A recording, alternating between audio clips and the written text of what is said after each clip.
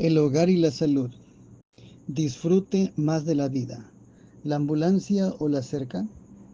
El temor oprimió nuestro corazón al oír la noticia. Roberto, el estudiante más destacado de la escuela secundaria del hogar, vecino nuestro, había sido llevado al hospital. La parálisis le había atacado los músculos del cuello y lo acababan de llevar al hospital en una ambulancia.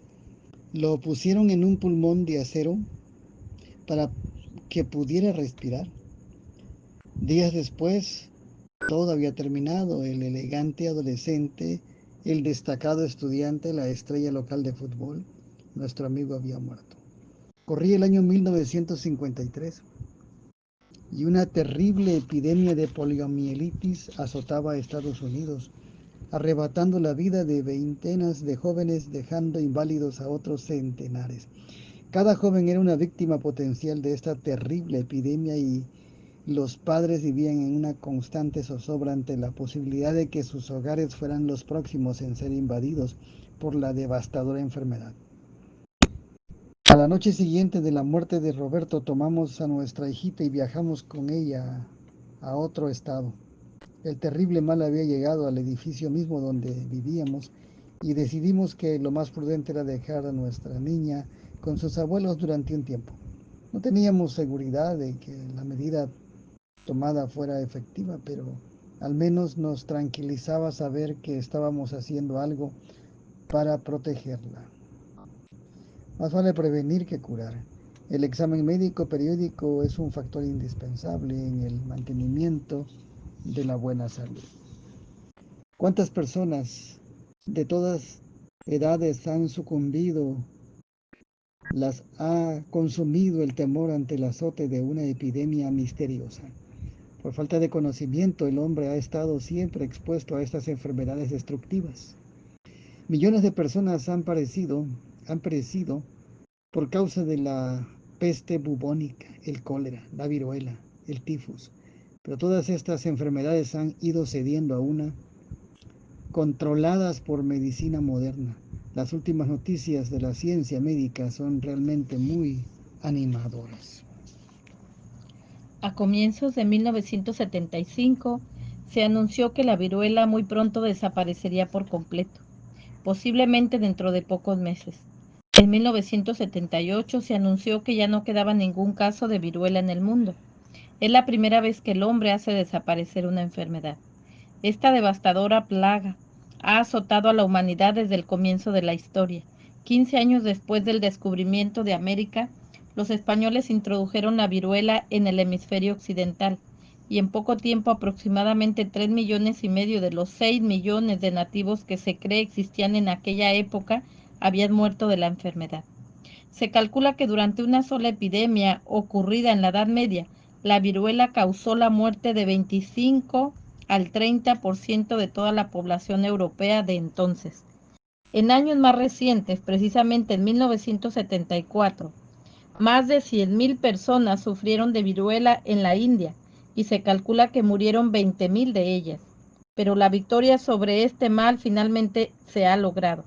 La Organización Mundial de la Salud ha atendido de inmediato cualquier caso sospechoso donde quiera que ha surgido. Luego, ha vacunado a los habitantes de toda la zona y ha establecido una estricta cuarentena hasta que la amenaza ha desaparecido totalmente. El programa ha tenido tan buen éxito que en los últimos años solo se han informado casos muy aislados en regiones como Asia y África.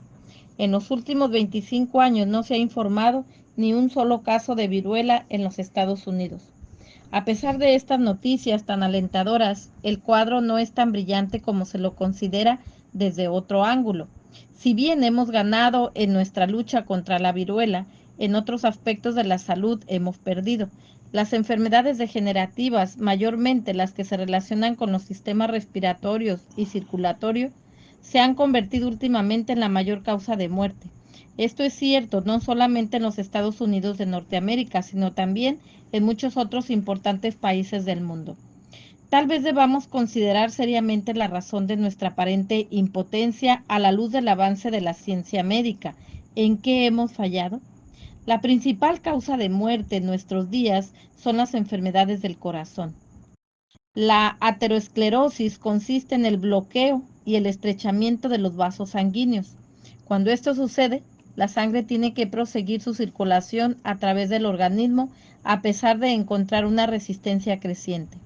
En los casos agudos llega el momento cuando el suministro de sangre se interrumpe completamente. Cuando se interrumpe la corriente de sangre que va al cerebro, la persona sufre un ataque de parálisis o apoplejía. Pero si la interrupción se produce en una arteria coronaria, el resultado es un ataque cardíaco. Más de 1 millón de personas sufren ataques del corazón cada año en los Estados Unidos, de los cuales 700,000 mueren. De hecho, en ese país los ataques cardíacos causan la muerte a 1 de cada 5 hombres antes de que lleguen a la edad de 60 años. Las múltiples investigaciones en cuanto a este terrible flagelo muestran un conjunto de causas. La enfermedad se presenta particularmente cuando se produce la combinación de varias de ellas. Notemos 8 factores que hacen a cualquier persona susceptible de un ataque cardíaco. Índice elevado de colesterol en la sangre, producido por el uso de alimentos ricos en grasas animales. Presión arterial elevada. Hábito de fumar cigarrillos. Inactividad física. Tensión continua o estrés. Obesidad. Cantidad elevada de triglicéridos, grasa en la sangre, producida por el uso abundante de azúcar. Tendencia hereditaria a la enfermedad. ¿Cómo compara usted su condición personal con esta lista? Si no padece de ninguna de estas cosas, usted no es candidato para un ataque cardíaco. Si tan solo es víctima de una de ellas, todavía está en bastante buena condición. Sin embargo, si varios de estos factores se aplican a usted, sus posibilidades de sufrir un ataque cardíaco son cada vez más grandes. ¿Qué se puede hacer con este problema de salud que es el número 1? La pregunta es de importancia capital. Para contestarla consideraremos los siguientes factores uno por uno. Podemos evitar las grasas animales y usar con moderación las demás grasas. Con la debida atención médica podemos controlar la presión arterial. La sal solo debemos usarla en nuestros alimentos con mucha moderación. Podemos eliminar el hábito de fumar completamente. Podemos iniciar un programa regular de ejercicios. Podemos aprender a evitar ser víctimas de las tensiones. Podemos controlar nuestro peso. Podemos reducir el mínimo el uso de azúcar. No podemos participar en la selección de nuestros padres. Alguien ya lo hizo por nosotros. ¿Capta usted la idea? De estos 8 importantes factores relacionados con los ataques cardíacos, nosotros podemos controlar 7, es decir, todos menos 1. El asunto tiene mucho que ver con el estilo de la vida del hombre moderno, mucho más importante que los remedios que existan contra los ataques cardíacos es la necesidad de vivir de tal manera que estos ataques nunca lleguen a producirse. Tenemos que adoptar un método de vida correcto tan pronto como sea posible y mantenerlo por el resto de la vida, lo que redundará en una vida mucho más larga y mejor. Un nuevo método de vida. En vista de los tremendos progresos de la ciencia médica moderna, realmente no hay excusa para el alto índice de mortalidad actual. Sin darnos cuenta, nos estamos suicidando con el suave y lujoso estilo de vida que llevamos. Es tiempo de que dejemos de marchar a la deriva y que pongamos en práctica lo que hemos aprendido al tratar los temas presentados anteriormente. Puesto que sabemos lo que hay que hacer, hagámoslo mientras hay oportunidad. La persona que desee cabalmente cuidar de su cuerpo debe entender las diferentes funciones de su organismo. Por lo común, uno sabe más acerca de cómo funciona un automóvil que de cómo funciona su sistema digestivo.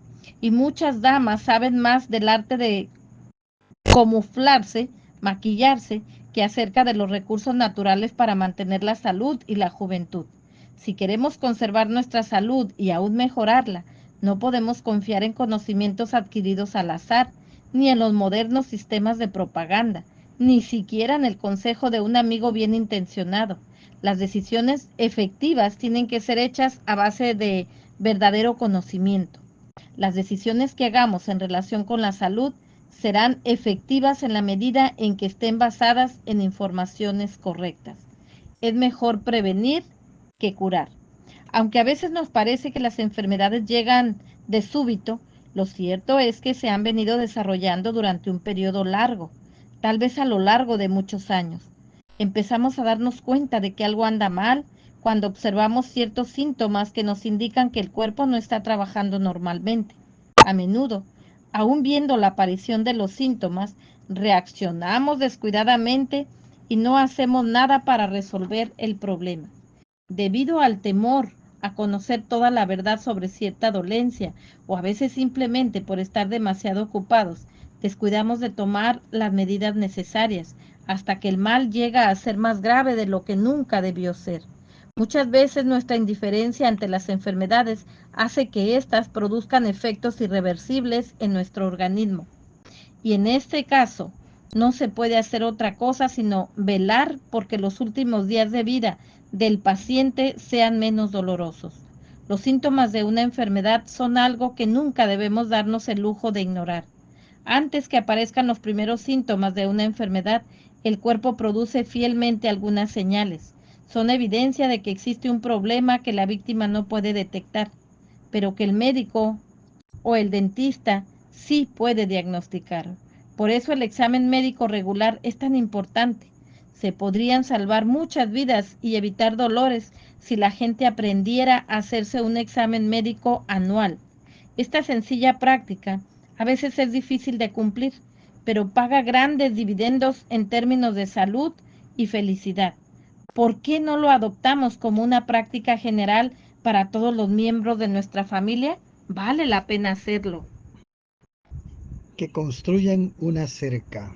Tal vez algunos recuerden haber leído un poema humorístico relativo a cierto problema que surgió en un pueblecito. Se cuenta que dicho pueblo estaba ubicado a la orilla de un precipicio y que sus habitantes constantemente se estaban cayendo por él e hiriéndose gravemente. Al fin los gobernantes del pueblo decidieron acabar con esta situación de una vez por todas. Lamentablemente las autoridades se dividieron en dos grupos y cada uno defendió tenazmente la forma como se proponía resolver el problema. Un grupo sostenía que la mejor solución era comprar una ambulancia y estacionarla al fondo del barranco. De esa manera arguían las víctimas serían atendidas inmediatamente y llevadas sin demora al hospital más cercano. Por su parte, el otro grupo insistía con igual denuedo que el dinero se invertiría mejor si construían una cerca a la orilla del abismo, así nadie se caería, decía. Lo cómico del poema consiste en que el argumento del segundo grupo era muy lógico y el otro muy tonto. Si aplicamos la moraleja al problema de la salud, tendremos que reconocer que generalmente hemos querido darle la solución equivocada. Hemos sido gente de ambulancia, esperando siempre ser víctimas de alguna enfermedad en vez de evitar la enfermedad. Pero nuestro blanco debiera ser la adopción de un modo de vida que nos mantenga saludables y nos ayude a disminuir en lo posible los naturales achaques del envejecimiento. Por lo tanto, ya es tiempo de que construyamos la cerca.